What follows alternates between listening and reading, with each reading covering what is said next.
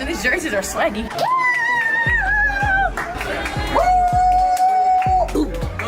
Side of the floor. Cunningham straight away. Sophie Cunningham didn't just show up. She lit Gainbridge Fieldhouse on fire. And no, that's not hyperbole. The Indiana Fever's recent win over the defending champions Las Vegas Aces was supposed to be a loss on paper. Caitlin Clark was out. Asia Wilson was in. But none of that mattered when Sophie Cunningham decided she was done being overlooked. Sophie Cunningham has been hot to trot.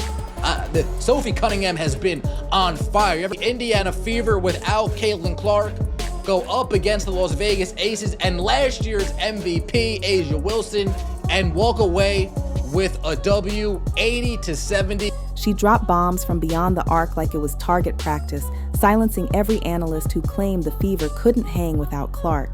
Cunningham's performance wasn't just hot, it was historic. Shooting over 58% from three in her last 6 games, she came into this matchup with fire in her eyes and walked out as the most dangerous shooter in the league. It wasn't just about making shots, it was the timing, the swagger, the way she killed every Aces run before it could even begin. But here's where things get real. The Fever were hurting. Back-to-back losses to New York. Clark on the bench in street clothes. Social media wrote them off. Talking heads said they were finished. Playoff hopes?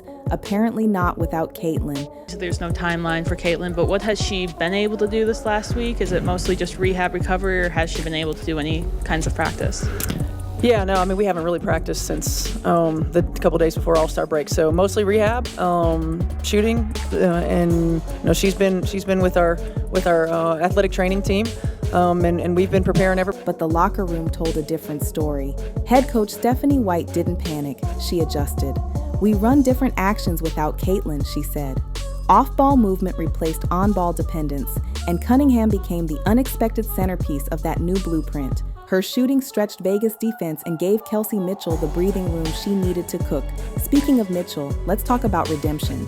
She had been wildly inconsistent all season. One night, she's a flamethrower. The next, a bricklayer. And early in this game, it looked like the bad version showed up again. 4 for 19 through 3 quarters. The kind of stat line that gets players benched, especially when the stakes are this high. But Coach White wasn't ready to give up. She pulled Mitchell aside and gave her 5 words that changed the night. Let it fly. It's going to go. And boy, did it. Mitchell turned the 4th quarter into her personal highlight reel, dropping 9 points in 12 minutes, dishing 4 assists, and leading the offense like a seasoned vet.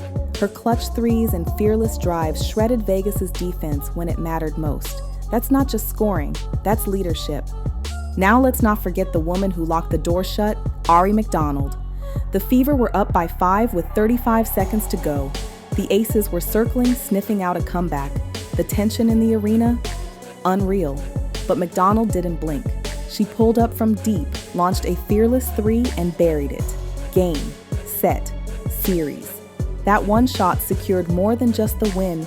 It gave Indiana the season series tiebreaker against Las Vegas. In a tight playoff race, that might be the difference between playing at home or packing early. And you know who was the first off the bench to celebrate? Caitlin Clark. Despite nursing a groin injury, she was fired up the entire game, barking at refs, hyping up teammates, living every possession like she was still on the court. That's leadership off the floor. It's also a reminder. When Clark comes back, she's not just rejoining a team. She's walking into a squad that now knows it can win big games without her. The Fever's 80-70 win wasn't just a W, it was a shift, a statement, a new identity. This team proved that they're more than just a rookie sensation. They're built for war. Cunningham's lights-out shooting, Mitchell's rise under pressure, McDonald's ice-cold closer mentality, and don't sleep on Natasha Howard, 18 points, 13 boards, and a defensive presence that anchored the whole system. She set the tone and set the floor on fire. So what does this mean moving forward? Simple. The Indiana Fever just served notice. They're not here to play cute basketball or ride one star's hype. They're here to win. With a 13-12 record, they've jumped to 6th place in the standings and hold a crucial tiebreaker over one of the league's top teams. That's not luck. That's resilience. That's culture. That's coaching. And above all, that's team basketball. So if you were one of those folks calling this squad a one-woman show, it's time to apologize. Say it with your chest. Sophie Cunningham is red hot. Comment it, post it, tattoo it, because she and this Indiana Fever team just rewrote the narrative in 40 minutes flat. The playoffs, they're not just alive, they're burning. See you in the postseason.